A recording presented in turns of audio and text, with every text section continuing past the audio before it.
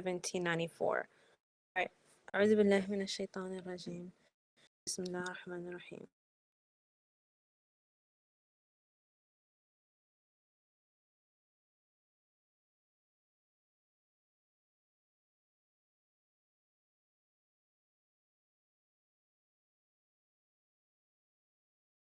Sorry.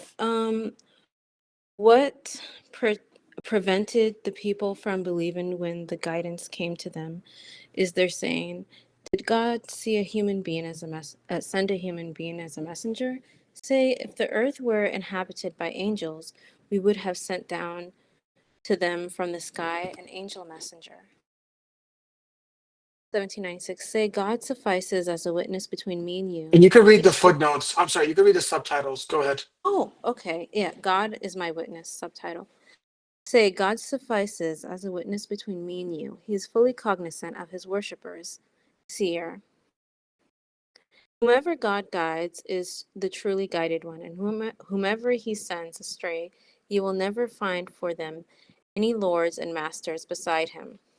We will summon them on the day of resurrection forcibly. Blind, dumb, and deaf. Their destruction is hell. Whenever it cools down, we will increase their fire. Their innermost thoughts. Such is their just retribution. Since they reject our revelations, they said, after we turn into bones and fragments, do we get resurrected into a new creation? Could they not see that God, who created the heavens and the earth, is able to create the same creations? He has predetermined for them an irrevocable lifespan, yet the disbelievers insist upon disbelieving. Proclaim, if you possess my Lord's treasures of mercy, you would have withheld them, fearing that you might exhaust them. The human being is stingy.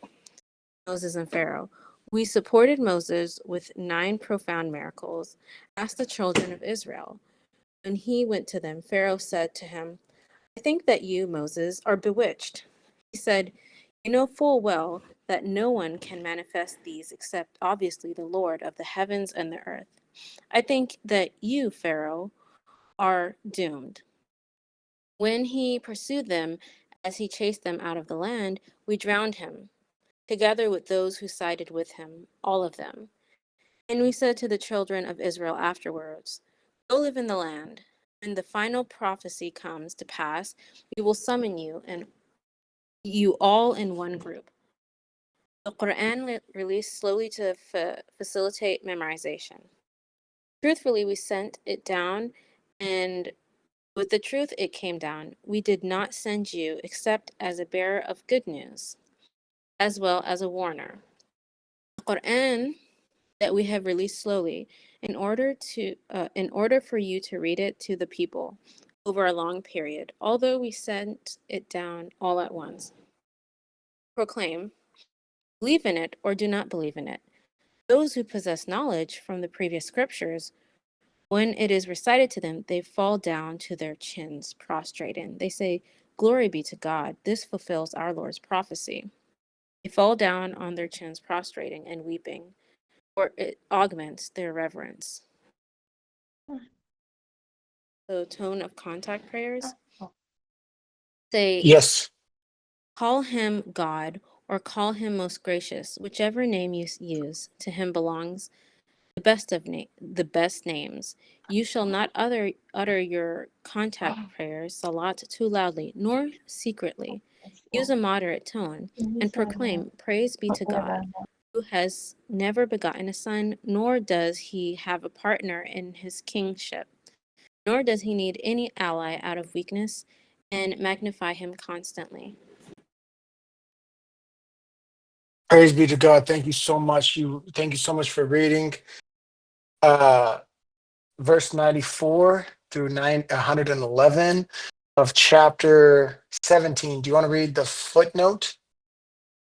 Actually, I'm sorry, there is no footnote. I'm so sorry. I just assumed there was.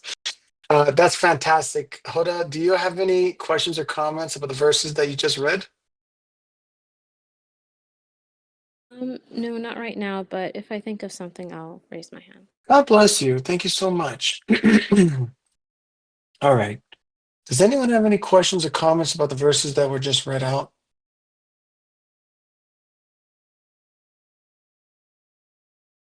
I can start with a comment. Yeah, please go ahead. On verse 95, it says, say, if the earth was inhabited by angels, we would have sent down to them from the sky an angel messenger. And if you read Surah 6, verse 8 and 9, it says, they also said, if only an angel could come down with him. Had we sent an angel, the whole matter would have been terminated and they would no longer be respited. Had we sent an angel, we would have sent him in the form of a man, and we would have kept them just as confused as they are confused now. So this shows kind of the principle of God sending messengers.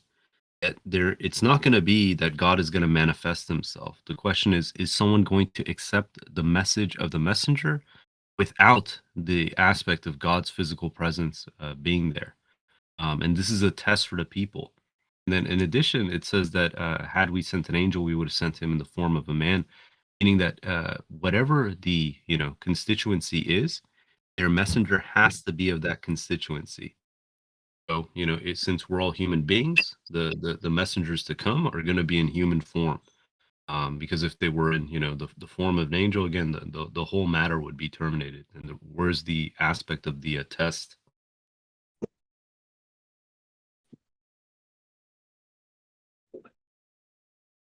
That's want amazing. Anyone to. else have Easy funny. Peace be Was it? upon you. I just want to let Sister Medina know you are unmuted. And for everyone listening, if you are unmuted, and we're just going to mute people that are unmuted. Go ahead, okay? If you don't want to talk, just because we have so many people. Go ahead, brother Elham. Yeah, no, God bless you. So I'm on Instagram, and I like to try and respond to comments on like the Sunnis because they like to share their hadith and sunnah, and like it's really sad because they make a mockery of the religion, and you should see the comment section. But anyway, so I was watching this one. So we say Sami Allahu liman hamida, right? That's part of it. And they say, where do we get the Rabbana wa lakal hamd? And they add a bunch of stuff afterwards. And it's like supposedly from this hadith in Sahih Bukhari, where the Prophet, like he was standing in prayer, and he said Sami Allahu liman hamida, and then he heard Rabbana wa lakal hamd, and he heard some stuff. And then he's like, who said that? Who said that amongst you? After the prayer was done, he's like, oh, Prophet, none of us saw it. And then he's like, oh, I need to write this down, for I saw a bunch of angels rushing to write down what was just said, or something like this. You know what I mean? And it's just, it's whoever wrote these hadith didn't read the Quran, because it's like Peter just gave an example of we can't see angels, and if we do see angels, the test is over, because at that point it's you're letting God is letting you see the unseen.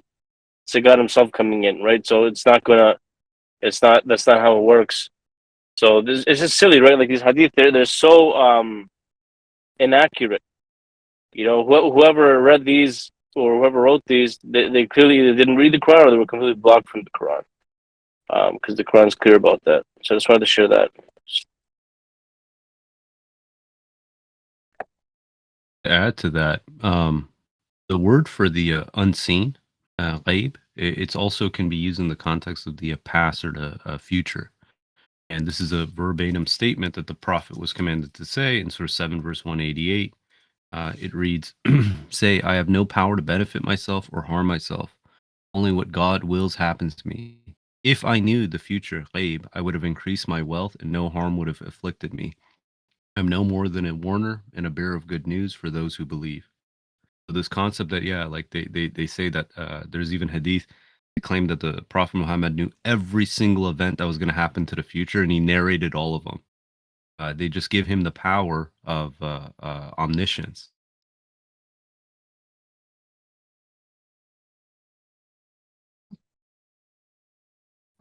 Assalamu alaikum, peace be upon you all. My comment is in verse 95 also, inshallah. ربي أعوذ بك من همزات الشياطين وأعوذ بك ربي أن يحضرون. In the name of God, most gracious, most merciful. Say, if the earth were inhabited by angels, we would have sent down to them from the sky an angel messenger. I just want to say this because in one of my debates with some Christians, they always see Jesus as the spirit, not as a human being. So this is also qualifying that Jesus was truly a human being, because if we look at some verses of the Quran, Jesus is clarified or listed among the human messengers. We see in Surah 6, verse 85 and some other verses, he was listed among the human messengers. Because Jesus was blessed to be the spirit of Allah, it does not mean that he was not a human being.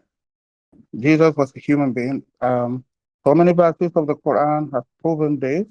Even the Bible have proven this. So I just want to put it out to us that Jesus was categorized as a human messenger. Here, he was neither an angel, and being the spirit of Allah, it does not mean that he is an angel or somebody that is superior than a human being. Thank you. Let me point out a couple things. The beginning of the verses that we read, peace and welcome everybody. Thanks for joining. If you're just tuning in, we're in chapter 17, verse 94 until the end of this chapter. I wanted to point out a couple things. So the first few verses were very powerful for me because it says, the subtitle says, Messengership, an essential test. So this is something that people really struggle with, and it's an essential test from God. What I found was fascinating is that verse 96, the subtitle is, and somebody can correct me if I'm wrong, but the subtitle is God's messenger of the covenant speaking, because the verses commanded to him for what to say. So this is a powerful test, this constant letting go of our ego, accepting the worship of the God alone by the instructions given to us through God's messenger, is a powerful, powerful test, and it's a huge step towards saving our soul.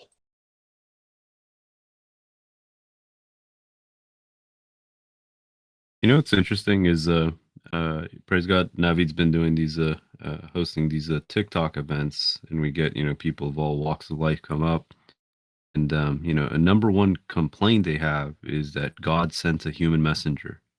It's easy for them to accept Hud, Saleh, Noah, any of these messengers of the past without anything other than just their mention. But if it comes to any messenger that they're not aware of, they automatically, their defense mechanisms kick in, and they belittle the individual. They say, "Who is this random guy?" and blah blah blah, and they don't realize, like, look, you could have made that claim towards any of God's messengers had you lived in their time frame. And this reminds me, it's the aspect of why sincerity is so important. Most people, they have no problem accepting if they see all this, multitudes of people believing, if they see, something grandiose, the news broadcast, all these people talking about it, then they'll just fall in line and they'll just readily, oh, it's so obvious, they'll accept it. But the question is, will you accept it when all that decor isn't there? Right? If God sends a messenger, looks like an average human being, talks like an average human being, doesn't have crowds of followers, are you going to resonate with the message, or is it only when all that glitz and glam is around it that it becomes palatable? And there's this social experiment. He's a world famous violinist. His name was Joshua Bell. Yeah, possible. Wait, And- hang on. Is it video for Caleb? I'm doing it for Caleb. Don't do it, Caleb. There was a world famous violinist, and they put him in the Washington D.C. metro, and he takes out his $7 million violin, and he starts performing some of the most complicated pieces, and 1,500 people walk past them. No one stops to say, wow, this is like quite the treat. The night before, someone would pay $1,000 go see him when it's in this fancy, like concert hall and people wearing tuxedos. But when they see him just as a normal person, no one flinches to see, like, wow, what a treat. And it's the same thing with God's messengers. God sends his messengers, they deliver a powerful message. But the only the sincere are willing, to actually pay attention and see the value in it when all this other, vanities aren't surrounding it.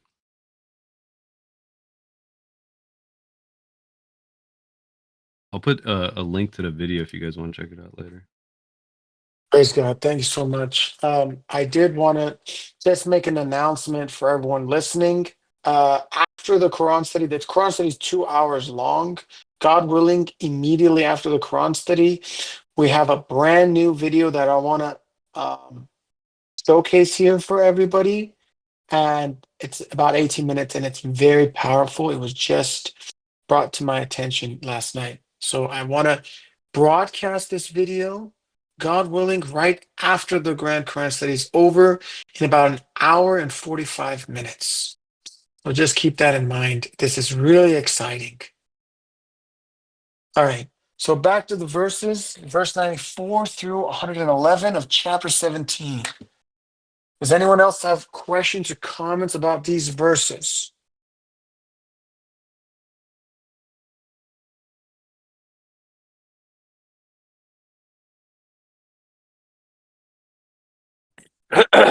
Yeah, I had a comment about hold on, what verse was that there?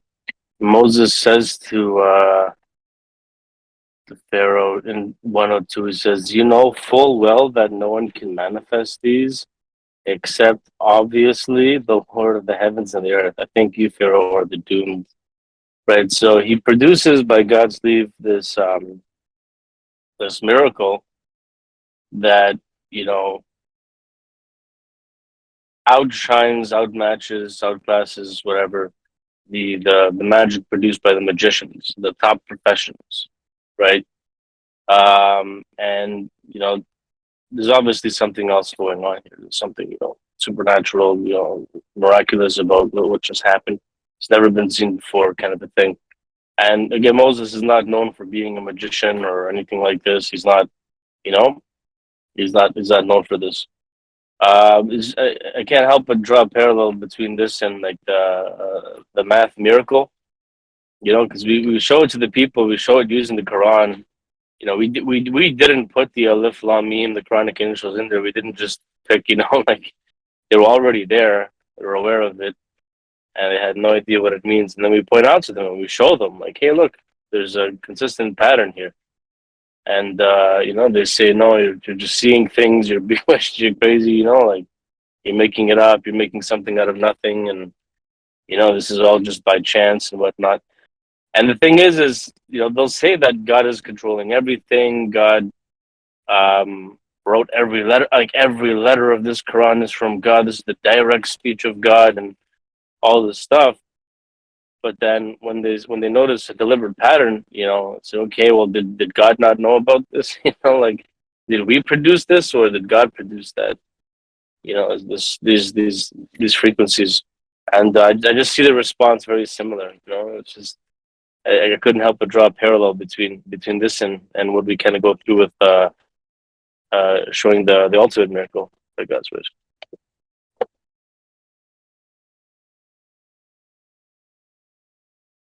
God bless you. Beautiful.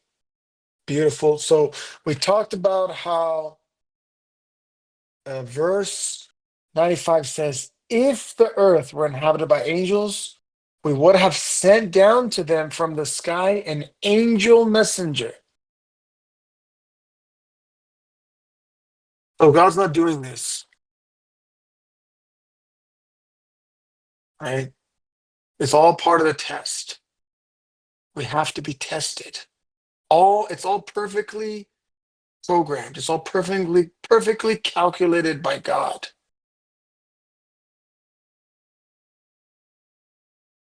Anyone else want to comment?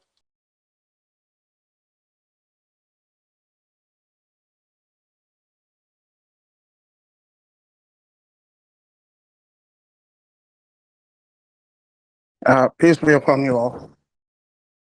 but 98 points to us the consequences of rejecting God's revelation. And the consequences is God will raise those who reject his revelation, possibly blind, dumb, and deaf. We see also in Surah 20, verse 124, maybe down to 128, 129, God repeating the same thing. And these people that are forced, blind, will ask God, why did you raise us blind? God will say, because you forgot me and our revelations. So God will forget them that day and raise them blind. So we must be careful. We are fortunate to believe in the revelations God gave to Rashad and all other messengers. There are those who do not believe in Rashad's message, despite the proven miracle in the Quran that he presented to the world. Should God raise another messenger in the future? Are we going to fall like those who have rejected Rashad today? I just want to pray that may God always guide us to the truth and to the right path, and never be raised blind, deaf, and dumb on the day of judgment. Thank you.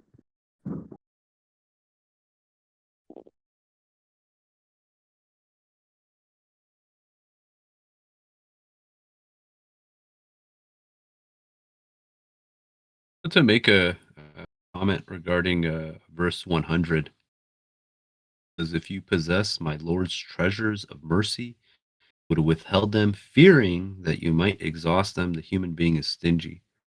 God has infinite provisions. He has everything that anyone can possibly need and more.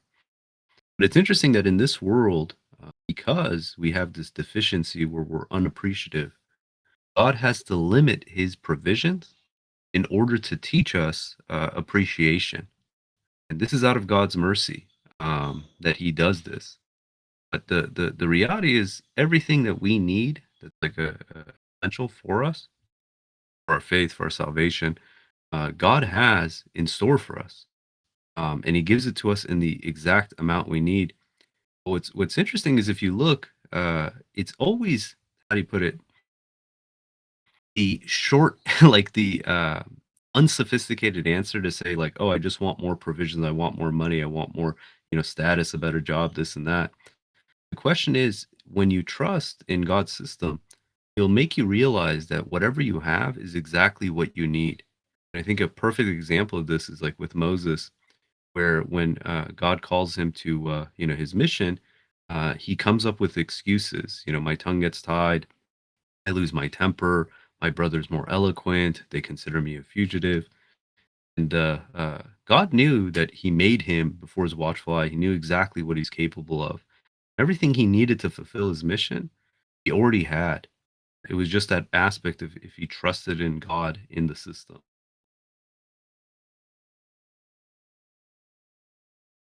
I just wanted to share that.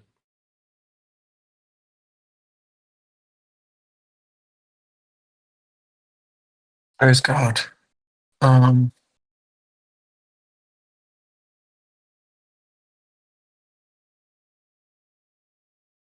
I just get confused in verse 109, this concept of falling on your chin. Is that the same as prostrating? Because people try to And argue that that's a different kind of position, but maybe it's not. Maybe that is the prostration. Yeah, this is a form of prostration that's specific to people of the book. And you can find many pictures of Jewish prostration where they lay flat on their chest and they have their chin touching the ground. And you can see the same with Christians as well.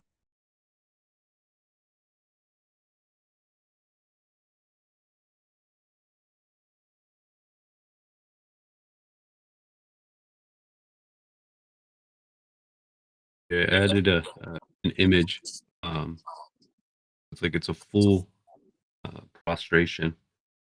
You go from the prostrating position to basically flat. Jamil kind of mentioned.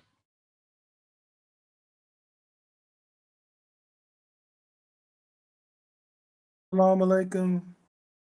I Yes, have, brother. thank you. Alhamdulillah. I have a question about verse 106.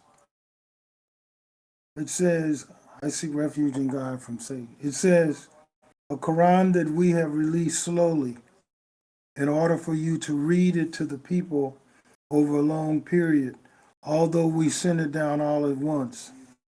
It's very clear in this verse that this is referring to the Prophet Muhammad, and the word takra in Arabic means to read. It means it's a variation of the root form, and it means to read. Doesn't mean to necessarily recite. Review and Rashad, Dr. Khalifa translated it as, in order for you to read it to the people over a long period. And this is another confirmation in the Quran that Muhammad could read. He was not illiterate, but in fact he could read. Thank you. Wait, what verse is this? What chapter and verse? This is 17106. So you're saying in 106, order. 17106. So is this the recitation? It says a Quran that we have recited to you, a Quran that we have released slowly in order for you to read it for the people over a period of time. Although we Yes. send it down all at once. Peter, how does this fit into the whole Atalu, all that research that you Yeah. did? In Arabic, there's more than two, but predominantly when it talks about reading or reciting, there's two words. One is ikra, the other one is atalu. Ikra literally means to read from something written, just like Brother Douglas was mentioning, and that's the verb that's used here. It's also what the word Quran comes from. Because Quran always consists of an oral recitation and a written text. These two things are joined together. Now, what's interesting is if you look at the first revelation, Surah 96, verse 1 through 5 in the chat, the word here that's used is ikra, right? And you talk to traditionalists, they'll say, oh, no, this is just recite. It's like, no, it's read. It means to read from something physically written. It says, read in the name of your Lord who created. He created man from an embryo. Read in your Lord most exalted. Teaches by means of a pen. He teaches man what he never knew. Right? The fact that God is calling out the pen as the form of revelation shows that it's not just a recitation, it's the physical writing of the Quran. Now, what else is interesting is this word ikra, it only occurs one other place in the Quran, and it shows that this has to do with physically reading, and that's in Surah 17, verse 14. It says, read your own record. Today you suffice as your own reckoner, right? And these are physical records that is being portrayed in the hereafter that people will have. They'll say, come read my record. I did believe I would be held accountable. So this isn't just a recitation, right? They're not reciting it off memory. They're reading from something that's written. Can I ask a question, actually? Of course. Yeah, so so the embryo 96.1, I'm just gonna post it here real quick. Like the word in the name or bis is written with 4 letters, which is like a variation from the 3-letter like Bismillah Rahman Rahim that you see in the beginning of every surah. So if the Prophet was illiterate, how would they know to write it with 4 letters and 3 letters? Since like they're pronounced exactly the same. Iqra Bismi Rabbik and Bismillah Rahman Rahim. It's pronounced the exact same way, but one is 4 letters and the other one is like 3 letters. So there was obviously like an intentional someone telling whoever they were to intentionally keep it as 4 letters in 96.1. Otherwise, it would have just been written the same as like Bismillah Rahman Rahim, like the 3-letter variant. You see that? No. Yeah, 100%. This is like one of the challenges, because you have to ask, why is it every single, Quranic manuscript, they're all written this consistent way? It shows that even the letters, the spelling were being dictated, that they didn't have free reign, because if this was purely an oral recitation, there wouldn't be this stringency, this rigidness on the spelling. And there is a scholar who studies basically classical Arabic manuscripts. Guy's an atheist, but he even basically he did a $2 million grant to see if this was the case. And what he finds is that, yeah, if you look at all the earliest mushafs, the manuscripts of the Quran, there's a deliberation in the spelling of these kinds of words where you'll see that, it doesn't impact the recitation, but they're all consistently spelt the same, meaning that the earliest transcriptions of the Quran, they knew that they had to maintain the spelling. And just for contrast, if you look at like William Tyndale, he made the first English translation of the Bible. Okay. And at that time in Old English, like you don't have standardization. I think this was like around the year 1526 or so. And he'll write the word because like, 5 different ways in a single page. Right. But you don't see that in the Quran. The Quran is incredibly consistent in its spelling to the point that if you see someone, spell a word differently, a ton of attention is looked at that. Like, oh, what's going on here? Is this a mistake? And stuff like that. It makes me wonder, maybe perhaps like it's just a theory, but the prophet would tell them to write it in a certain way, or the prophet gave them a manuscript that they copied from, that they must have copied exactly as it is linguistically or semantically, because like it's like a consistent, deliberate way of spelling certain words that are pronounced exactly the same, but like it's like as if someone told them, or they have this understanding that they have to write the variation that consists of 4 letters in this specific surah and this specific verse compared to like, do you get me? Like 100%. I Yeah, was there's no question the prophet himself wrote the Quran and that he was being dictated, the spelling of each of the words. And all the people who, wrote the manuscript after that original written copy of the Quran are trying to maintain that spelling, as was originally dictated. And do you guys know, peace be upon you, is there anybody with Arabic background knows that why the bis is spelled with the aleph, extra aleph, or bis? Is there a reason from a grammatical perspective that it could be understood? Well, no. There isn't a grammatical, but what you can say is that the word that it's spelled in the numerical. Bismillah Rahman Rahim. Well, I mean, there's always going to be some sort of a numerical reason behind it, but as far as the grammar, there isn't. In all honesty, Bism, as in Bismillah Rahman Rahim, is the how do you put it? The outlier in the spelling. But the fact that this opening statement of the Quran, right, is always spelt in this way, it shows the rigidness in this. And yeah, as Kadir mentioned, the geometrical value of Bismillah Rahman Rahim is 786. Right, constituting that every letter, if there was one extra aleph, then it would be 787. But this has always been the case.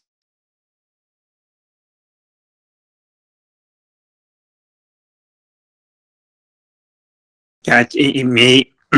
It actually does correlate perhaps with the miracle of 19, because we do have a lot of the computer, the beyond probability, but book that I don't know a lot of people have already looked through that, uses 786 a lot, and uses the grammatical values of each letter of each word for the combinations that form all multiples of 19.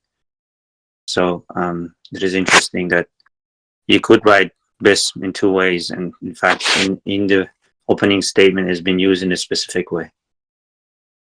Yeah, and like if the 4-letter variant was a 3-letter variant, I think it would change the count of the 3-letter variant, this that Rashad used. So like praise be to God, first of all, but like I want to say in Arabic they're pronounced the same, and it's like they have the same meaning as well. It's like it's pronounced exactly the same, the 4-letter variant and 3-letter variant, and it has the exact same meaning. So like I can think I don't really know the real reason, but I can think that like this is like how Mecca is written with a beh, Bekka, so that like there's a certain deliberate count, like an intentional sign or a miracle, or maybe this God's trying to point our attention towards something like that nothing in this Quran is by coincidence. Yeah, I think this is a great argument for the illiteracy of Prophet, and if he didn't know how to write, how to write, and how would it dictate what specific spelling should be there? If Yeah, there are, exactly. they could have, you start this first revelation with Bismillahir Rahmanir Rahim, and then right after you say write the best differently. Oh, praise be to God. I put a image. If you count the number of letters in Surah 96, the total letter count is 285, which is 19 times 15. Meaning that if Bism in Surah 96 was written with one, without the aleph, and the total number of letters in the chapter wouldn't be a multiple. I have a quick question since we're on the subject of occurrences of reading versus recitation in the Quran. It's not directly related, but it just kind of reminded me. Surah 17, verse 78, where it says, "You shall observe the contact prayers when the sun declines from its highest point at noon, as it moves towards sunset. You shall observe the recitation of the Quran at dawn. Reciting the Quran at dawn is witnessed." So, I think this clearly implies that following Fajr, I'm assuming, that we would be reciting the Quran out loud when we read it. But does anyone have any confirmation on that? And does anyone have any idea of like who it's witnessed by? I mean, the jinns can witness, the angels can witness, other humans can witness, right? Yeah. But we have precedent in the Quran of the jinns testifying to their witnessing, right? They're witnessing. Chapter 72, they hear the Quran. So we know for a fact there's jinns floating around listening. 72:1. I mean, is it bad for you to say sorry if you mess up? Sorry for Just out what? loud to, if you just like if you're reciting it out loud and you make a mistake reading it and you're like, "Oh, sorry," like I don't think we're supposed to I be think that's talking to okay. Jim, but I it's don't a think we're kind of supposed is to. it? No, I don't think we're supposed to communicate with the. We're not supposed to communicate with jinns and angels. That's my understanding. What We're not about supposed to what communicate about with our these. Quran? What about our Quran? Like Internally, internal sure. monologue. Yeah. Internally is different. Yeah, internally, you're like telling yourself you're not going to do something, whatever. But trying to communicate with the outside world, the supernatural, I believe that's inappropriate in our belief system. But what So if we it's an shouldn't be internal monologue intentionally but not reading to directed the towards jinn. yourself? Sorry, go ahead. Pretty much, we shouldn't intentionally be reading to the jinn or to the angels. So I But don't just think that we're matters. reading No, I out mean, loud, well, or just I mean, for whoever they're yeah, witness. yeah. I guess I suppose that makes sense. But I mean, it's just if you're just reading the Quran, you're reading the Quran, so it doesn't really matter. You're not calling But on. yeah, so and pretty much though, I guess the main question, the more important side of the question is that this is something that we're supposed to do every morning following Fajr, or just before or after.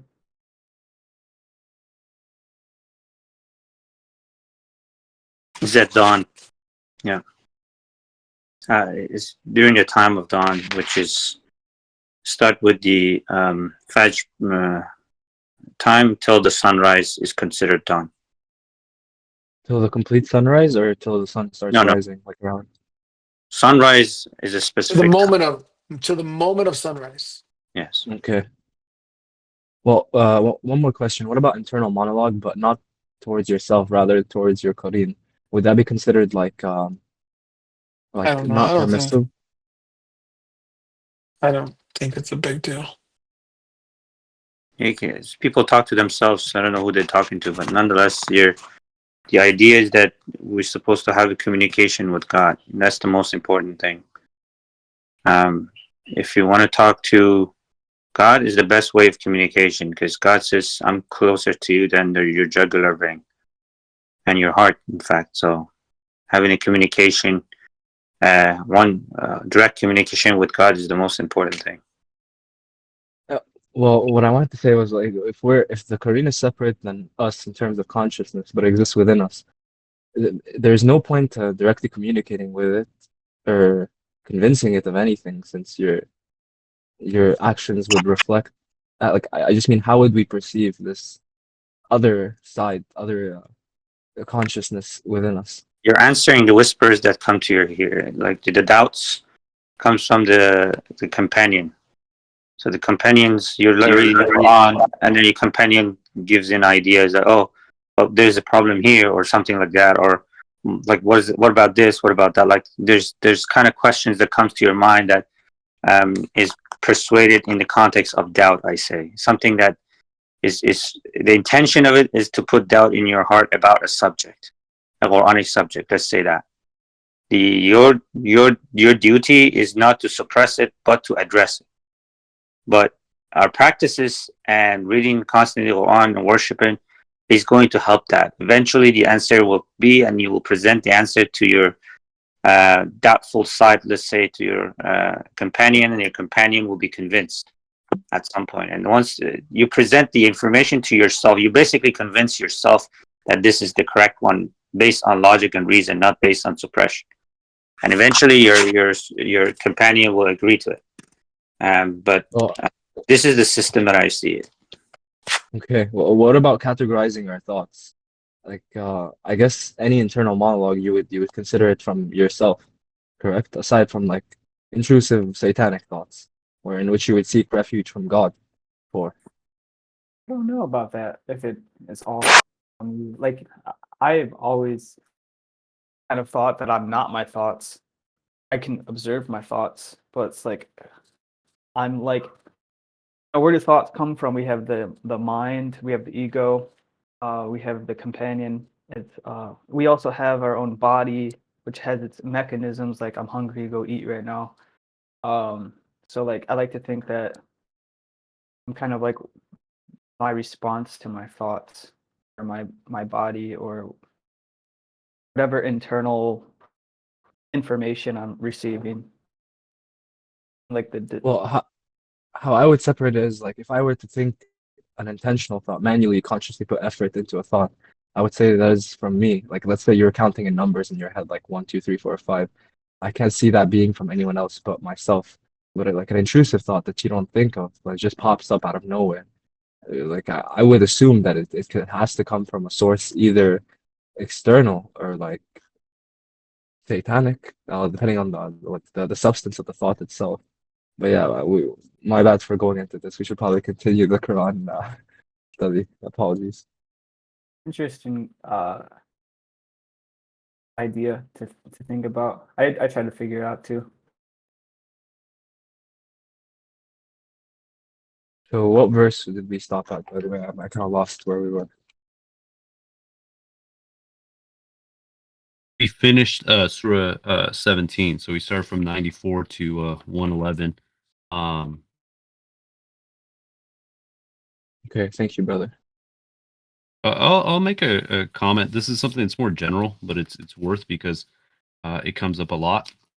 You know, in the Quran, if you look at like say Surah 10 verse 1.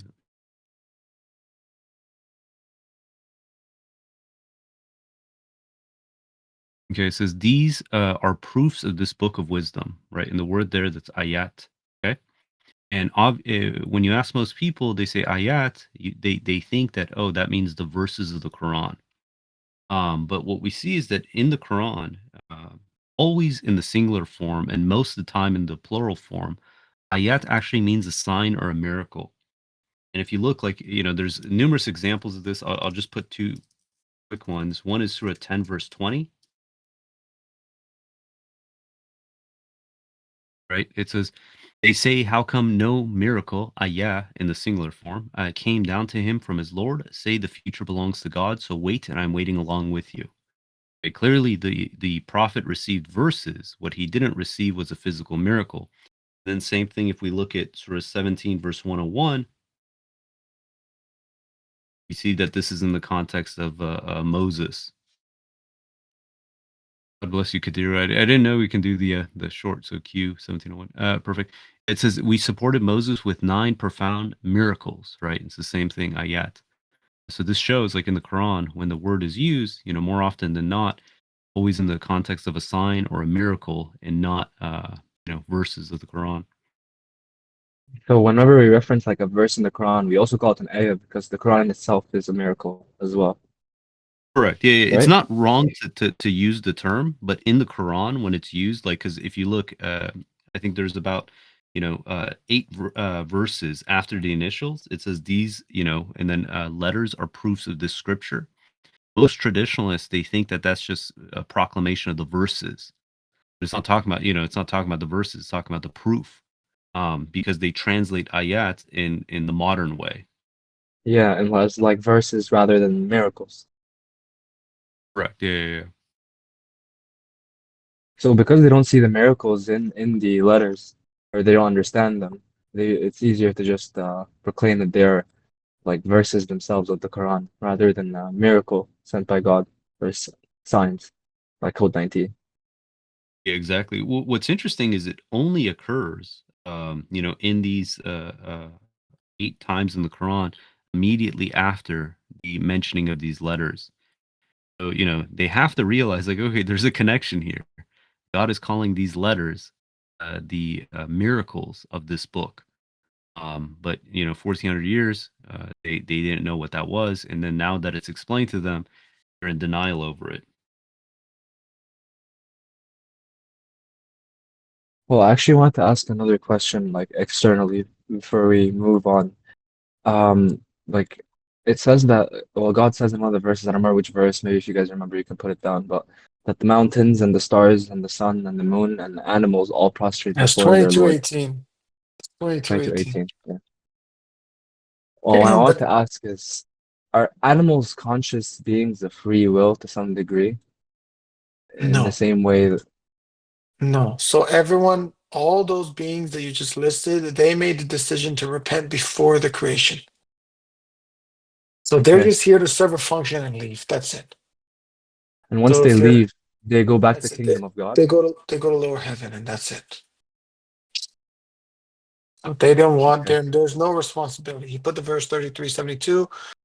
See, it says the animals, trees, stars, etc., took advantage of this most gracious offer. That's it. They're done. So they don't have a responsibility. They come serve a function and they go back, and that's all to go to the lower heaven. When you say But once, Navi or heaven,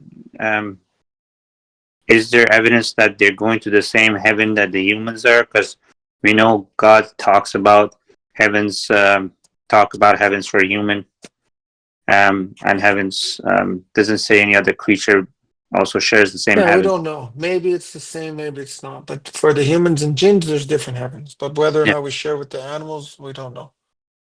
yeah. I don't I know.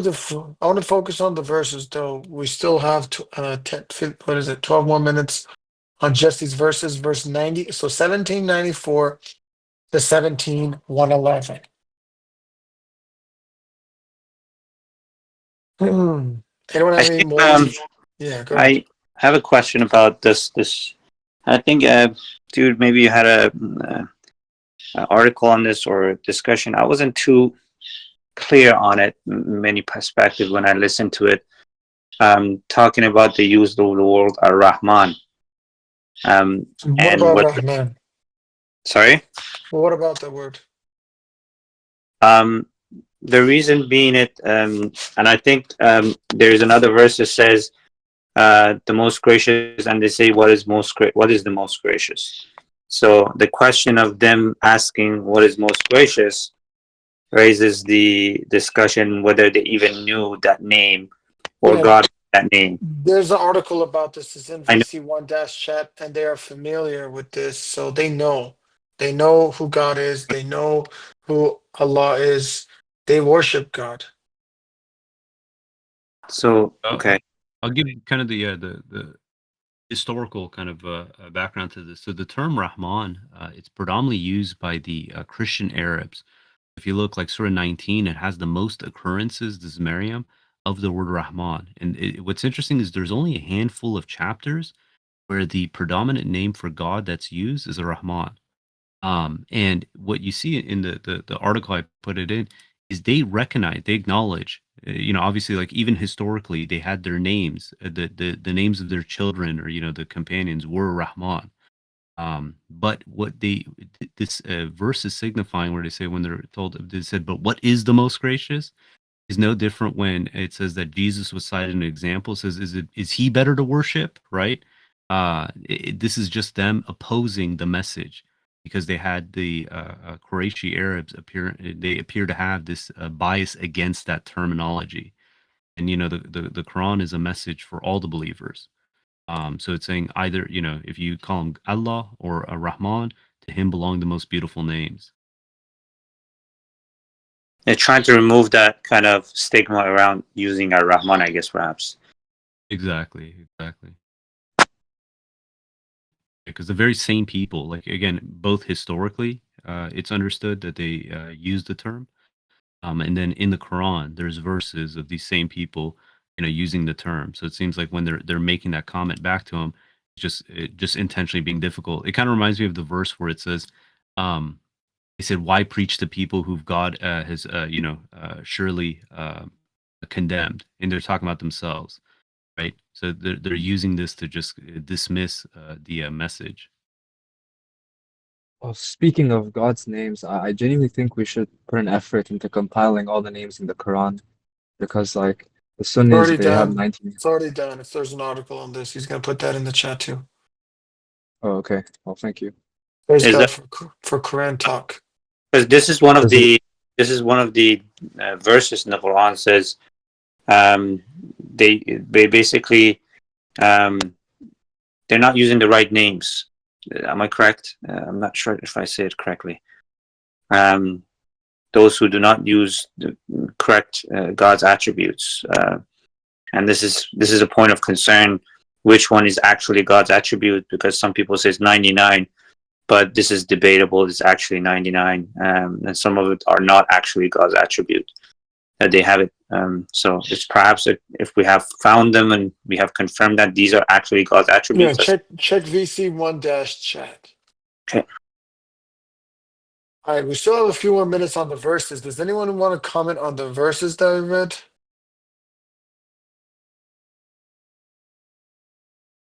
What about the 111? Oh, God. Yeah, just really quick. So there is a book actually it was written during the time of Rashad, where someone compiled all the different names used in the Quran, because I think that's what Kadir was asking. The article that I made was looking at the supposed 99 names of God that the Sunnis ascribe to God, Yeah, and showing how a number of those names, they basically not only are they do not exist probably in the Quran. not only do they not exist, I would argue that some of them actually are blasphemous. Let's put it that way. To ascribe to God. Um, I'll link you that article, but yeah, I think there is online by a submitter who basically compiled all the different names utilized for God, but it's not something that I put together myself. So Well, I would love to see that, because I noticed there are names in the Quran for God that are not just the single letters. Like Dhul Fadl al-Azim, the one that whose geometrical value aligns with the number of Allah in the Quran. Or correct. like you find a lot of names that like traditional Sunni sources neglect to add, even when they say names in the Quran. So that'll be very interesting if this guy actually managed to compile all the names of God used, or all the attributes used in the Quran. I did go through this exercise before. I've got 113 in my list. I don't know how good it is. I think there's some repetitions here. But I had the references and the verses of the Quran as well. But the blasphemy of saying, there's only 99, or any number really, is that you're limiting God, right? You're binding him by qualities that realistically could be infinite, or is infinite. These discrete sure. qualities of God, if God is saying, call him by the best names, and if you could say there's infinite good things in life, then God is the provider of all those infinitely good things.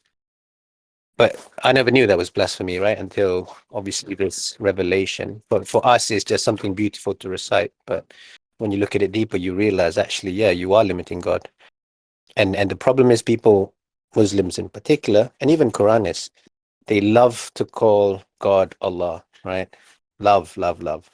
Like this is his personal name. Like this is a connection that you bridge with God by calling him by his personal virtue. But truthfully, when you study the Quran, you see that repeatedly the pattern is that the whenever Allah is used or Lillah is used or Illahi or any number of reference to God, it's just to teach you that this is talking about God. This is another innovation that the Sunnis and the Arabs did to make it seem like the Arabic language is special, right? That this name is unique. And it's no different to someone coming here and saying, which God is your God, right? Oh, no. Which, no. And I say God is God. It's like, no. But which God is that? They want to differentiate and delineate their identity and say, oh, but you didn't say Jesus, right? But you didn't say Allah. For everyone here, we know who we're talking about when we say God. I think Yeah, there. 100% right. Can you send me that list, Syed, and Peter as well? Can you send me the lists that you guys have? Navid sent the article investigating the 99 names of God. There's also another one that's so they ascribe to Muhammad. On the short end, it's 200 names, and on the high end, it's 5,000 names. Some of these names are Okay. literally the name of God. So I can Well, send you I that just article. I wanted the index that you guys had of the guy during Rashad's time who compiled the names in the Quran. And Syed, if you wouldn't mind, I would like to see the I names don't you have the book. compiled as well. Yeah, I'm seeing if I can dig it up. I'm trying to remember the guy's name. Hey, Douglas, actually, Other office. you, you know, Enjoy your. are you familiar with this book? It's man, what's the guy's name? He was from the Philippines. He was studying with Rashad for some You're talking time. about it's Malaysia and it's Qasim Ahmed. Yes. Is it Qasim Ahmed? I thought it Yeah. was a different guy. No. Yeah, it's Qasim Ahmed from Malaysia. Okay, what's the book's name? Let me see if I can Oh, find it. I can't remember. Yeah, I I don't think, have it. I was yeah, that trying to book get was it. banned. That book was banned in Malaysia completely. Why would they ban a book that just compiles God's name in the Quran? Ah, It's very they were against it. Yeah. But you guys are talking about the 110, the best names. No, Yeah. I think it has one popular yeah. book that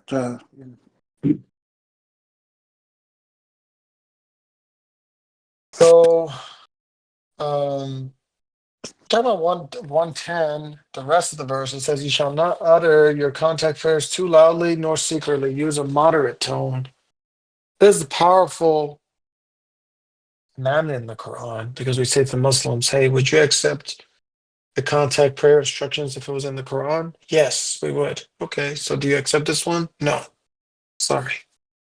Hadith overrides this commandment. Wow. Right? The Quran is the only source of law. Here's a law. The law is you shall not utter your contact prayers too loudly nor secretly. Use a moderate tone. It's encompassing all contact prayers. And they reject this law from God. But they uphold the law from Satan in the Hadith. We cannot hammer this point enough. That Hadith represents Satan because it's laws from other than God, which do represent Satan. Don't have any laws other than religious laws, other than the laws of God. The moment you have a law from other than God, religiously, now you've entered the realm of Satan. This is Satan's very effective bait and trap. Because people say, oh, well, what's the problem? What's the big deal? What's this and that? Okay, and when it comes to that, though, not contact prayers, you can call upon God in in humility or privately, right? Like 755. Like separate from contact prayers, like making dua to God.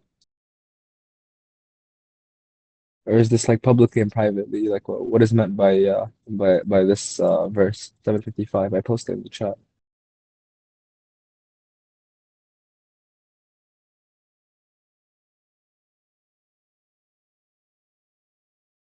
What's exactly your question? My question is this verse when it says like when it says you shall worship your Lord publicly and privately, he does not love the transgressors. Like when I when I'm making dua or I'm asking God for something, not contact prayers, like but like I'm asking God with one of His names. I'm making like I'm asking for something. It's okay if I say it secretly or loudly. That doesn't matter. I mean, I Okay. guess maybe there's more power if you utter words, but like the intentions, God can hear our innermost thoughts.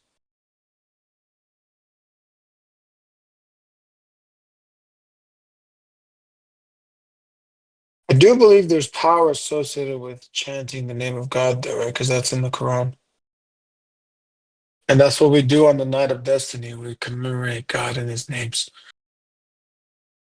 Speaking of, how do I know which night is Night of Destiny? Is it the It's the 27th? 27th night of Ramadan. Okay. Starting from the sighting of the crescent. No, starting from sunset. Oh no, I mean like And how do you know Ramadan has started? Is it according to the Hijri months or is it according to the yeah, like so the Ramadan's the 9th month of the lunar calendar.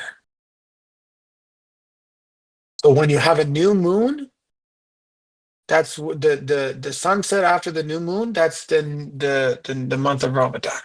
But the 27th night is the night of destiny. so when the Sunnis start Ramadan when they cite the crescent, that's not Quranic or this doesn't adhere to the Quran. That's It's not The, a the Quran, ninth holy month. yeah, the Quran says you have to witness the month, but not the moon. So if the new moon occurs before sunset, that night will be the first night of Ramadan. The new moon happens after sunset from where you're located, and the following night it will be the first night of Ramadan. Okay, thank you, brother. I appreciate it. We're in the open section of Yeah. the Grand Quran study. There's a couple other stuff Okay. I wanted to mention Yeah. from the verse, if that's okay. I think Douglas is trying to say something. Yeah. Go ahead, Thank Douglas. you. This is in relation to Surah 7, verse 55 that the brother mentioned, where it says, "You shall worship your Lord publicly and privately. He does not love the transgressors." This also, I think, applies to situations where people, quote unquote, only worship God publicly. In other words, when they're out with others, they try to put on an appearance that they worship God, but when they're alone, they casually forget to make their salat or they forget to remember God. So this has to do with the fact that the worship of God, you see, one should always keep God in mind, and as we all know, make your prayers and obey God. But God also speaks in the Quran about people who, for example, make salat in the open, people who want to be seen by others, and this is not true. And I believe that this also is related to the next sentence in this verse. He does not love transgressors. People that only worship God to be seen, quote unquote worship, they are no more than transgressors. They're hypocrites, God knows at best. Thank you. Thank you very much. Yeah, Peter, did you want to make some comments about the verses before make a comment about the verse before the announcements? I can wait until after if that's either is fine with me. Get Okay. to the announcements. Okay. Well, the announcements is several things, but thank God. The good news is in less than an hour, God willing, we're going to have showcased here a new documentary on Code 19. And I hope you guys enjoy it. I really liked it. And it's really exciting. I do think that this is a new era of presenting the message and sharing with others. So let your friends know that we are going to share this information, share the new documentary on Code 19 in less than 1 hour, God willing. Other news is that we've been doing the TikTok lives every night, and it's been fantastic. We're starting to regularly get 40, even 50 viewers live on a program. It's a television show, basically, and sitting in front of the camera, presenting to people. We have a wonderful panel. Brother Jamil, Peter, and others are helping. It's been fantastic. And we're getting a lot of new people. Actually, many of the new people that are on the panel or on the VC right now are from TikTok. We're getting 5 to 10 new people joining the movement every day. So this is great news. Please strongly consider joining the TikTok movement and expressing your support to get more people involved. If you follow Miss Renee, if you follow me on TikTok, you will get a notification when I'm live. Or if you just come on the VC, you'll see that we post the link and we broadcast, we go live, and I go live. So you should get notification for that, and you could just you'll know. If I'm not in VC1, either I'm doing some other stuff that I have to take care of, or I'm probably on TikTok live. That's really the fact of the matter. So that's how it is. So it's been really good bringing new people into the message. Every day we're getting new submitters. There's a new lady who's very interesting. She joined yesterday. She was on the server. She was on the VC, and she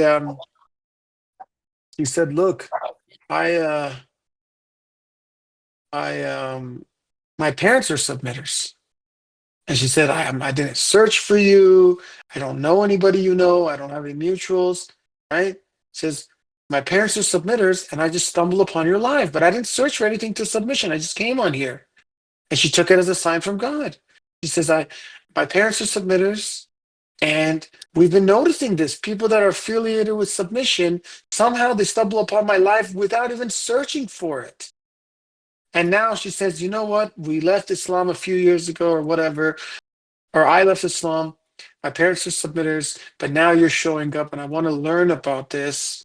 And so she joined.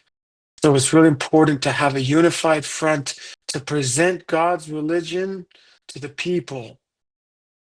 It's very powerful to have a panel of strong, solid, unshakable, unwavering believers supporting the truth.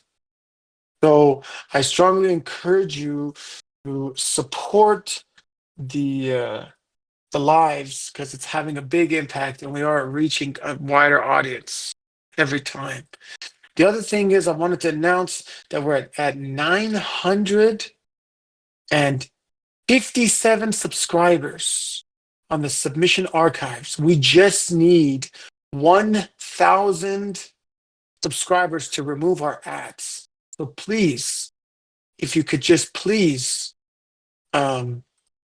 subscribe to the YouTube channel to help us reach 1,000 subscribers.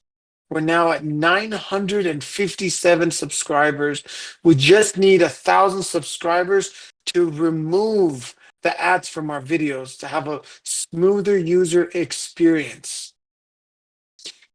I guess someone just went on and meant to subscribe, but they actually unsubscribed. So it's moved now to 956. Please just help us get it to 1,000. Share this link with your friends. I just put the link for the submission archives in BC1-chat. The next thing is, for some reason, the Grand Current Study link has been reset, the counter on subscribers. You cannot sign up now, but after the event ends in less than an hour, please sign up for the Grand Current Study event. Sign up for the event because it helps the algorithm and get more people interested to come up for that. So you can't sign up now because the event is live, but the moment the event ends and it's as a reoccurring event, make sure to tap interested to be signed up for the Grand Quran Study. Okay. Let's see. Any other announcements? Am I missing anything? Yeah, I said, can you share the link again, please? Thank you. What's that link or which The link, YouTube. brother? Yeah. It's on the chat, brother. VC1-chat. Okay, thank you. Hey, I wanted to add that we've been uploading some clips from the lives to a different channel, and I just posted a link to the most recent one. We could use your support to follow that channel, to like those videos. That way, so this can serve as an alt account, because Naveed gets banned frequently on TikTok for like 7 days or something. So if this channel gets enough followers, that could be an alternative during those periods. That's also correct. So, sorry, Ophelia, I meant to mention you too. Ophelia has been extremely supportive on the lives, and we have our cameras on, and I've noticed that it attracts more people when we have our cameras on. So for a long time, I didn't turn on my camera, but now I notice when I turn on my camera, it's just attracting more people. People like to see a host on the show.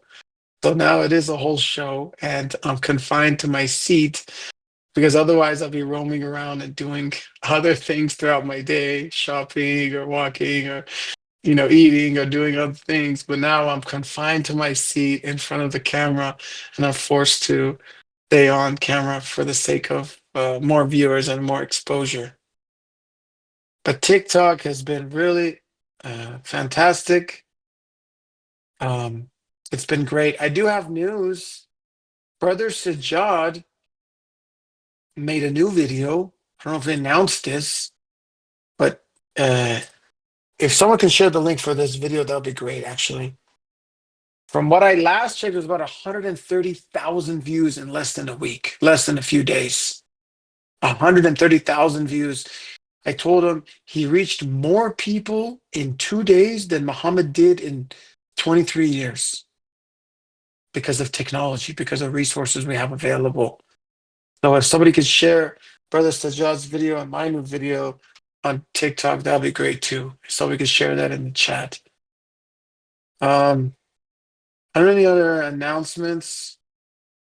Peter, did you have any other announcements for us? Yeah, I got a couple.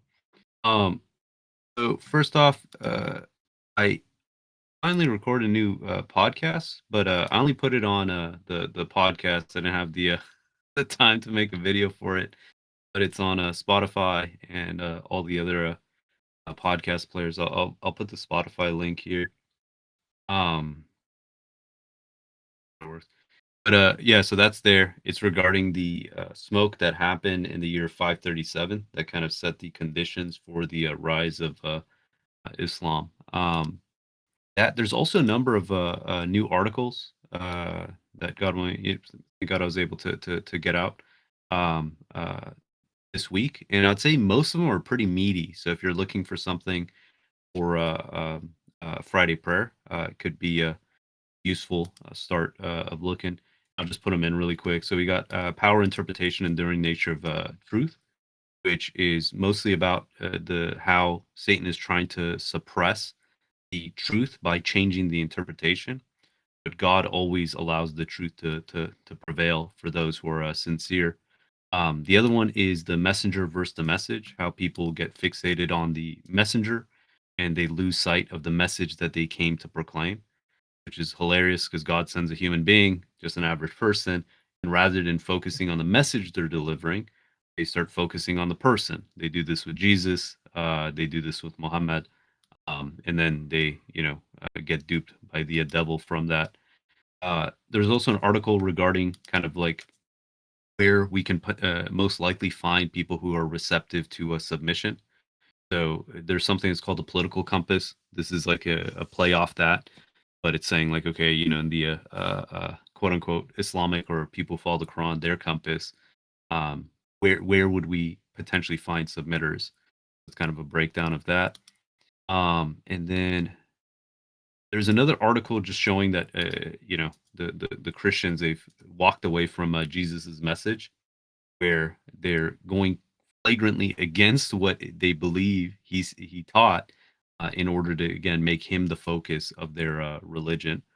And yeah, there's another one, but I'll wait until we get back to the Quran study, because I want to talk about one of the verses.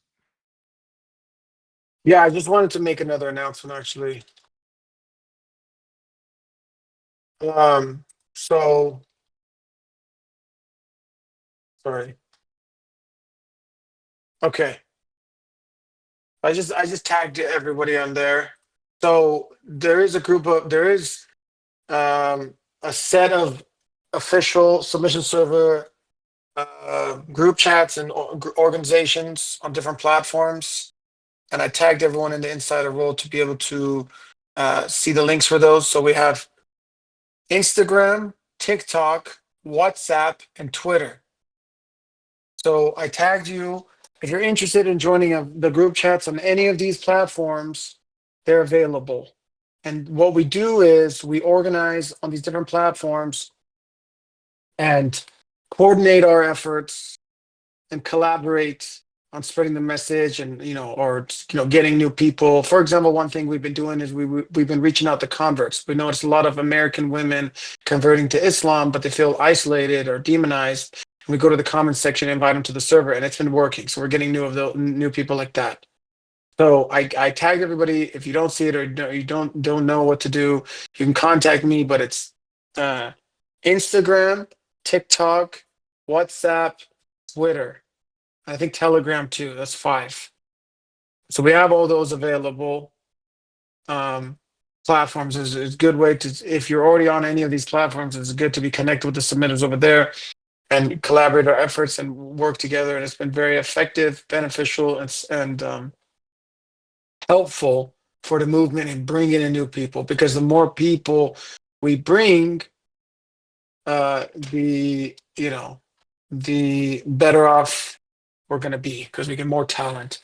Regarding the article Peter shared, he shared multiple articles. One of the articles he shared, I really appreciated the spectrum, I guess the XY axis, or I guess however you want to describe it, the map of what it is. I did have a question about that. Wouldn't the flat earth Quranist image be in the top right quadrant? I've noticed that the more aggressively arrogant Quranists are the ones that have. The images aren't meant to be that Oh, okay. corresponds with the Okay. quadrant. It's just to balance out the image. Okay. All right. I kind of made a coordination on those, but I understand. Okay. I don't have any more announcements. Anybody have any more announcements before we continue? Yeah, I've got one, but Hoover's joined in the background, so later. We cannot hear any Hoover, brother. Your noise cancellation is just way too strong. I'm serious. We don't hear any Hoovers. But okay, that's fine. No, I can't hear myself, so give me a minute and I will. All right.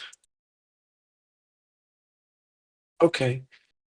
Do we ever have a Yeah, chance? Godwin, I'll update Yeah, that image. It's a good call. That way, I'll have the 2 images on the top. yeah, right. Yeah. So I gave this as a sermon in my Friday prayer. So it was fantastic. I really liked it. Well, thank you so much for doing that. Did we already announce Muhammad as a new submitter? I think he said his story already, right? Did I miss anybody? Are there any other new submitters that we need to announce right now? I'm sorry if I've missed you. We're having a bunch of new submitters lately. Oh, Sharknose is a new submitter. That's right. If Sharknose can speak, he can tell us the story as a new submitter. So we're getting a lot of new submitters. It's been fantastic. It's been wonderful. Just growing, spreading the message, and reaching critical mass is extremely essential and important. We got to just keep going. And this means long hours, a lot of effort, a lot of striving, a lot of activity, and just really striving hard in the cause of God as pioneers of the movement in the modern era, first generations, placing the foundations and framework for more people to build off of. And that's really what these Quran Talk blog articles are. It lays a foundation to cite going forward, and the talks and the discussion. So 40 more minutes till we showcase brand new documentary. I really hope you enjoy it. I really enjoyed it. It's really exciting. All right. That's it for now, I guess, for me. Go ahead, Peter.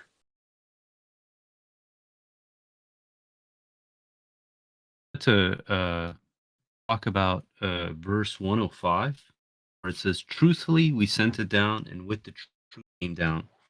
We did not send you except as a bearer of good news, as well as a warner." Um, in the New Testament, there's this concept where it says that after Jesus says, "The one who's going to come after me," he calls the Paraclete. This is they translate that as the advocate or the comforter. But he also says it's the Spirit of truth. And what we find here, I want to link to the article. Give me one sec. What we find is that this is a reference, from my perspective, to the Quran. Because when we read about this supposed, Spirit of truth that's coming, it says, "And I will ask the Father, and he will give you another advocate to be with you forever, the Spirit of truth, whom the world cannot receive because it neither sees him nor knows him. You know him, for he dwells with you and will be in you." And then same thing in John 15:26 says, "When the advocate comes, whom I will send to you from the Father, the Spirit of truth, who goes out from the Father, he will testify about me." So this is I see this as a um, prophecy of the coming of the Quran. And then when we read the Quran, we see in Surah 16, verse 102, it says, "Say, the Holy Spirit has brought it down from your Lord truthfully to assure those who believe and to provide a beacon and good news for the submitters." And that only those who, in essence, are sincere will have access to this. It's going to resonate with their heart. They're going to recognize it like they recognize their own children. And then in 26, 192 through 197, it says, "This is a revelation from the Lord of the universe. The honest spirit," right, Gabriel, "came down with it to reveal it into your heart, that you may be one of the warners in a perfect Arabic tongue. It has been prophesied in the books of the previous generations," right? So it's talking about this. Is it not a sufficient sign for them that it was known to the scholars among the children of Israel? And as we read in these passages in 17:105, 106, "Truthfully, we sent it down. And with the truth, it came down. We did not send you except as a bearer of good news, as well as a warner. A Quran that we released slowly in order for you to read it to the people over a long period, although we sent it down all at once."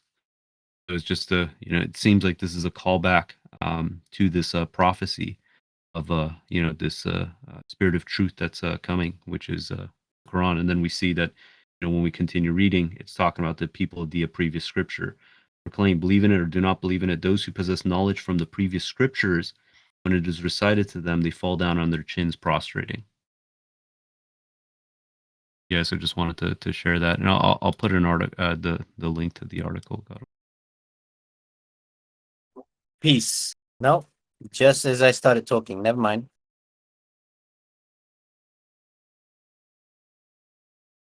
Yeah, that's the whole point of when I did my presentation about how I received the message. That was the whole point. That from the Bible, those verses. Yeah, good stuff. I think I can speak now.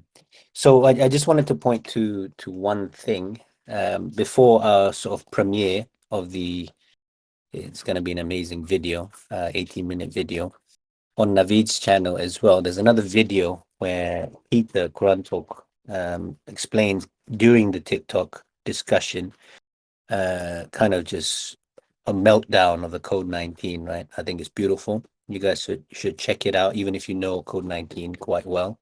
And the only other one is the meditation session tonight at 10 o'clock. Sorry, that's my 10 o'clock. It's 3 hours from now, 3 hours, 7 minutes. We've been having a blast, I would say. Hopefully that doesn't, conflict with the TikTok stuff. But if you're stressed, if you're trying to find Zen and sort of get closer to God, this is a good session. In the beginning and the end, we do this kind of meditation. In the middle, typically I go through an article or some idea or some kind of reflection. Today, we're going to go through a very deep concept, which is related to your connection with God, right? And it's actually going to get quite technical from a physics sense. God willing, that's coming up in like 3 hours or so. That was it. Yeah, I forgot to mention one more thing. We just surpassed 6,000 members on the submission server. Yes, praise be to God. 6,000 members are now surpassed. We're coming up on the third anniversary of the submission server next week. It was opened on December 1st or December 3rd, 2021. That's next week. So we now reached 6,000 members, and this is a fantastic news. It's been great. God bless you all for your help and support and striving. Please invite your friends, bring more people here. The movement is growing, and you have to tap into those investments to get your stock increased right now, because it can blow up at any moment. I put the link to the submission server in VC1-chat. It's discord.gg/submission. The beginning is https://. You can see on there, it's 6,003 members right now. So it's now surpassed 6,000 members on the submission server in 3 years. That's a good growth, but it's not just the number of members that have grown. It's the understanding, depth, the knowledge, the infrastructure, the research, the community, the development. Everything has been working together, and it's been fantastic. Growing pains existed, but it's been tremendous growth and development. So please share the server, bring more people here. By God's leave, God willing, we're going to hit it big very soon. Much sooner than you think, actually. Praise be to God.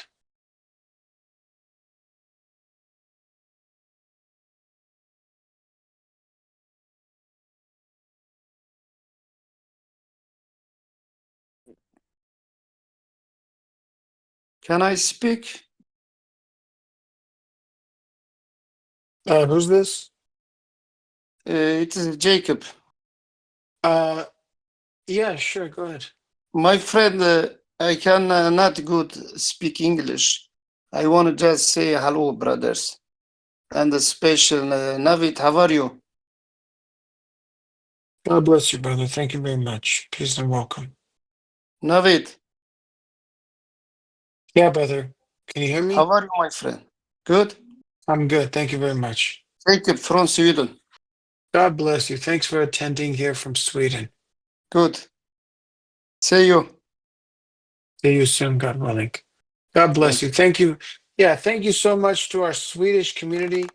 And that's every Tuesday. It's led by Brother Alfred, who leads he leads the Swedish community on Tuesdays for the Swedish study. And that's fantastic. So congratulations to the Swedish community for their growth and development. Thank you, Navid. It's the only regular Quran study on the server from Europe. So the European representation is from Sweden right now. That's just how it is. Yes. Me and Alfred, we think starting TikTok. God bless you. That's great news. Thank you, everybody. Thank you very much. God bless you. Bye.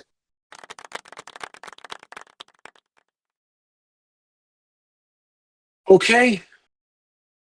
You can continue. We have 30 minutes left until the presentation, God willing. So go ahead. I'll make a comment. Yeah, go ahead. Yeah, please. Yeah, in verse, we should talk about 110 regarding how Arabs they get so fixated on this aspect of using the term Allah, right? We kind of touched on it. It'd be good to expand more on that, but I wanted to actually talk about the second half of that verse, where it explicitly says, "You shall not utter your contact prayer salat too loudly nor secretly use a moderate tone." And we ask the traditionalists who say, "Look, you follow the Quran." They say, "Yeah, we do." It's like, okay, and then they'll respond, well, "Where do you find the salat in the Quran?" I say, "Okay, if it's in the Quran verbatim, would you follow it without distortion? You want to add to it, you want to remove it?" They say, "Absolutely, absolutely." Then we stump them with the ablution, the wudu. And you see that they don't follow the wudu, which is the first step before you do your salat. And then secondly, we say, okay, hey, when it comes to noon and afternoon, do you do those loudly or quietly? They say, oh, we do it quietly. Well, the Quran tells you to do it in a moderate tone. And you realize they don't follow one law of the Quran without distortion, not a single law. Like, I think we really have to hammer this point that the traditionalists, it's like, look at it, this is a miracle in itself. They're incapable of following a single law of the Quran. Just one. That's all we're asking. Do you follow a single one of the Quran? And they can't. Every time they bring up something, we find some way where they have a contradiction or just a flagrant disobedience of it.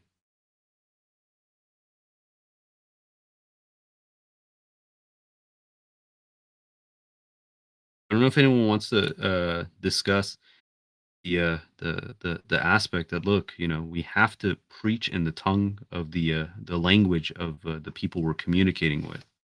I think this is another way that Satan has just caused the message to become repulsive to the masses, is that the Arabs have this concept where you shouldn't translate, that you have to say it in Arabic tongue, and then they basically are just not able to articulate or communicate even what's in the Quran. I don't know if anyone wants to comment about that piece.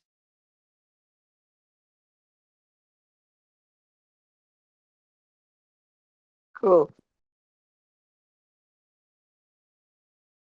Yeah, we're having this conversation yesterday. It's just this worship and idolization of the Arabic language. We were saying God willing, and they were condemning us for saying God willing. They say, why are you saying God willing? You have to say Allah, inshallah, or Allah willing. They've made this into an Arabian religion.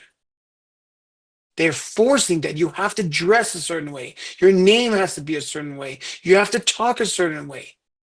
This is why God is giving us a separate identity from the Muslims. The men Yeah, have to dress a certain way, and the women have to dress a certain way. God actually goes out of his way to condemn the Meccans, where they were biased, with the Qibla.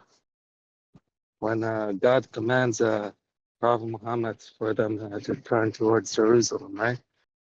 So it shows that these hypocrites, they were biased because they followed certain, traditions. So they wanted to keep it that way, but God insisted, and it shows that they always, lean towards their hypocrisy rather than following what God was saying. So I'd like to add to what you all are saying.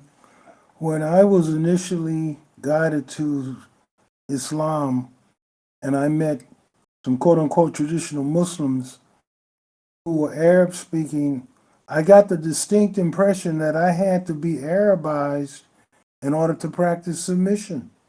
For example, one of the most blatant common examples of this is many people are led to believe that they have to change their name to a so-called Muslim name, when in fact all it is people are enjoined incorrectly to take on Arabic names.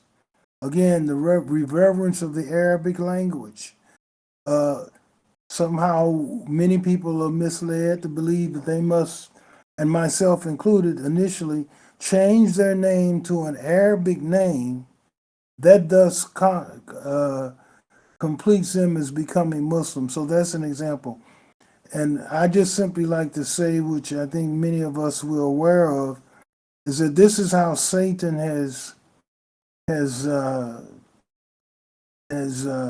deformed, so to speak, Islam into a satanic cult.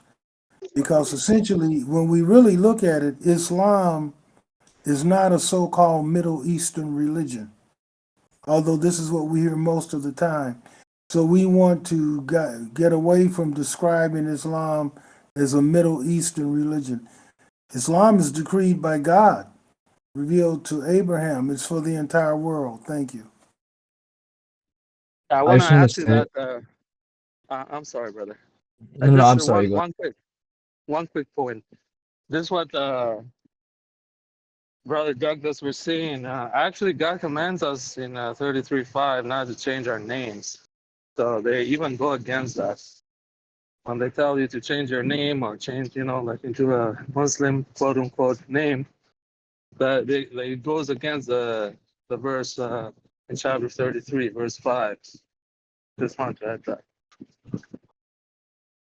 I just wanted to say as well, like, the people here who wear like jalabiyas and they grow their beards long, and it's I genuinely perceive it. I don't know if it's right for me to say this. It's like a sign of hypocrisy in a way. Like they want to be perceived as righteous, and then like the Arabs, they've associated righteousness not with someone who's knowledgeable of the Quran, but rather their dress, their beard, their culture. It's quite disgraceful, really, and I just I can't respect the people who do this and want to be perceived this in this certain way and just be perceived as righteous, and for them to be perceived as righteous, they try to Arabize themselves, or they try to wear clothes that are just not in, or look a certain way. You get me? It's kind of like an imitation of like righteousness. They've associated righteousness with the wrong things. Like I genuinely see this as like hypocrisy.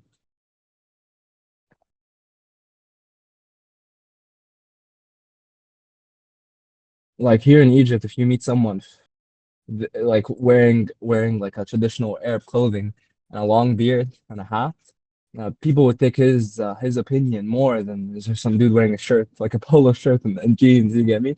They would just automatically assume that this person is guided when God knows who is guided. But like it's like the people here, they use the same argument that, oh, if you don't know Arabic, or if you're a foreigner, or if your Arabic isn't strong amongst the Arabs, then you're not guided. And like is rather than focusing on the substance of what people say, people here focus on the external appearances, the superficial, and they associate it with piety. And I think this is like a tradition we need to break. We need to stop. Like, uh, I think this tradition needs to stop genuinely because it's hypocrisy. It's like this is not piety. Okay, it's the illusion of piety.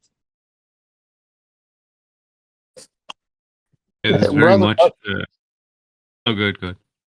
go ahead. No, go ahead. Just want to ask Brother Douglas, what was your Arabic name when you converted to Islam? Submission.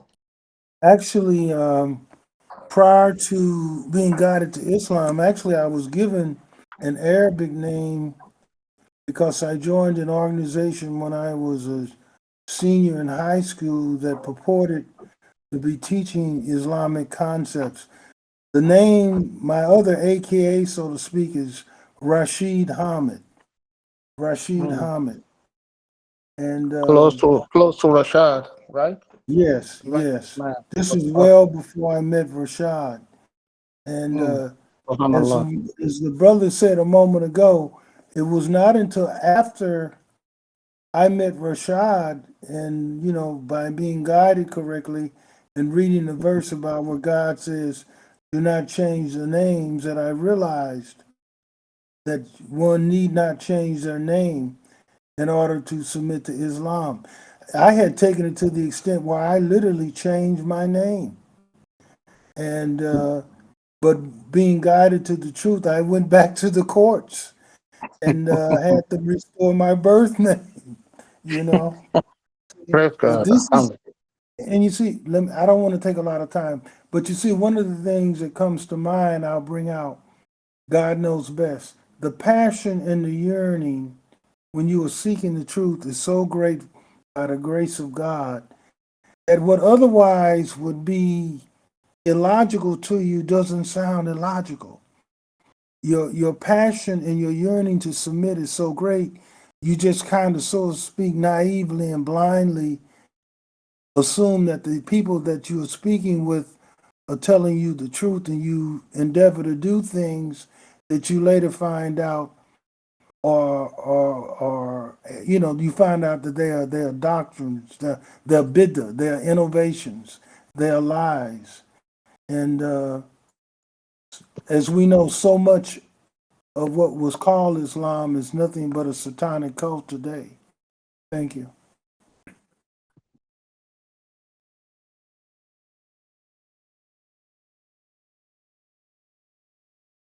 Praise God. Yeah, Brother Dick, please, you can go ahead, please. Thank you.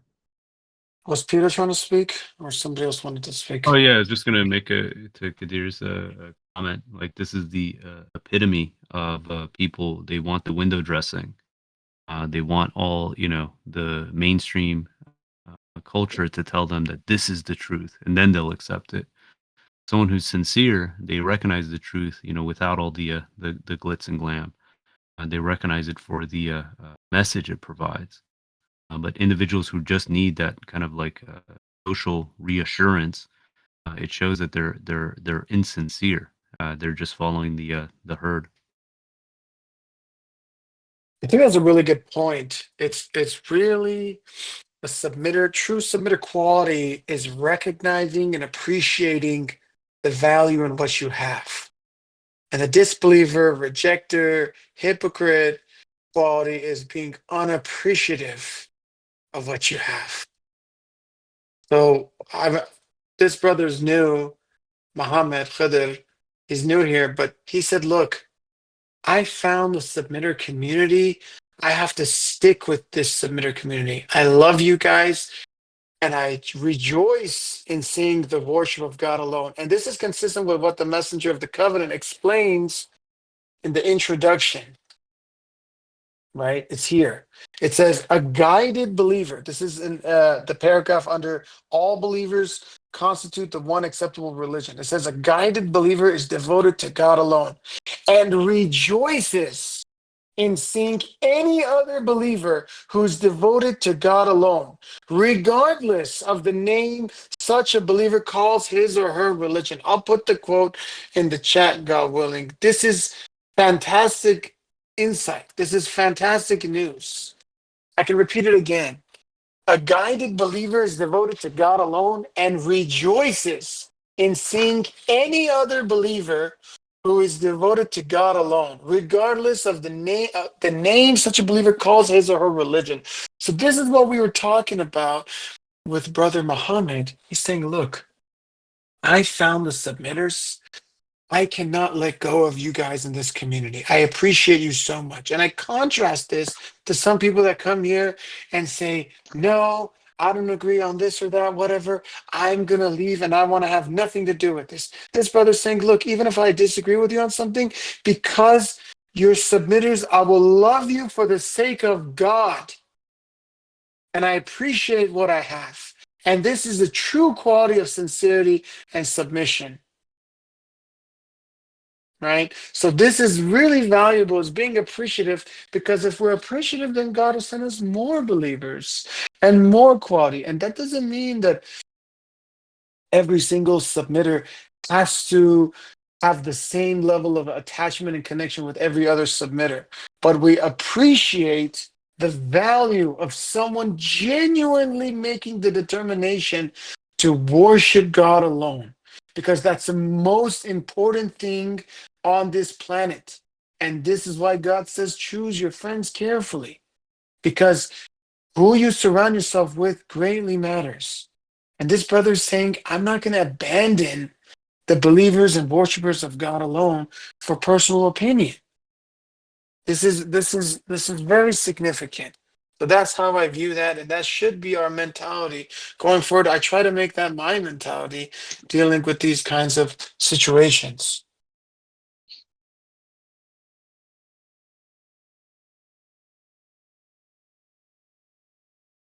Rosemarie Aldrich, you're unmuted. Were you trying to speak?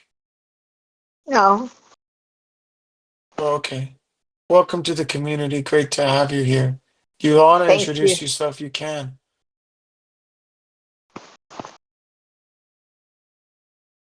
Okay, I love you all. Thanks. Who are you? Can you introduce yourself? My name's Rosemary Aldridge. Oh, okay. A friend of mine told me about this in the summer, this group. Who's your friend, if you don't mind me asking? I forget. I met him in this. I met him in the fall. He helped me with a little money. I had a problem with someone, and he told me about this group. Okay. Well, welcome and thanks for being here. Thank you. You're welcome to join anytime, 24 hours a day, 7 days a week. You're all beautiful. Thanks. Just please, if you could just keep on mute during the session. Do you know how to mute yourself? Yes. God bless you. Thanks. You're Yeah, I just want to welcome. say one more thing as well. Like, even if we don't like some of we have disagreements, personal disagreements with some people here. I just want to put your attention to this verse in 11:27. Like, it's referring to Noah and his people. I think it was Noah or Hud. I don't remember. It says the leaders who disbelieved among his people said, "We see that you are no more than a human being like us, and we see that the first people to follow you are the worst amongst us, or the meanest amongst us. We see that you do not possess any advantage over us. Indeed, we think you are liars." What I want to say is, like, even if we could have personal disagreements, or we see that we could perceive subjectively that some people are mean subjectively, or like, it doesn't matter, because at the end of the day, what combines us all is that we worship God alone and we submit to Him alone. And this is just a place for us to, it's like a refuge, a safe haven to stick together, to learn from each other, regardless of our own perspectives on each other. Because yeah, that's just all I wanted to say. Thank you.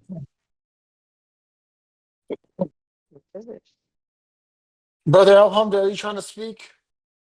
No, I just joined, so I just muted myself. Sorry about that. Okay, no problem. You know, I really want to build off of what the brother said. I think is beautiful. We need to practice patience, tolerance, and mutual respect. 42:43 is a great reminder. I seek refuge God from state of rejected.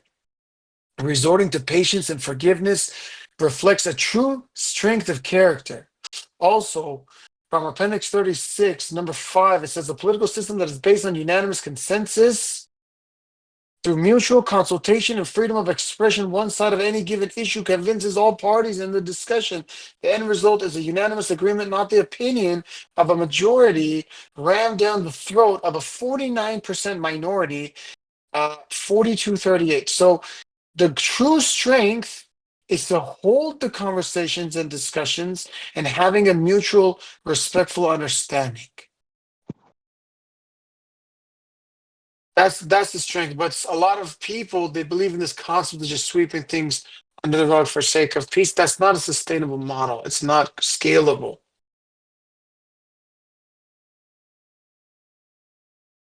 Not a scalable model. That it's just not going to work.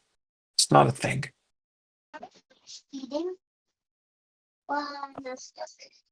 So it takes a lot of patience and practice.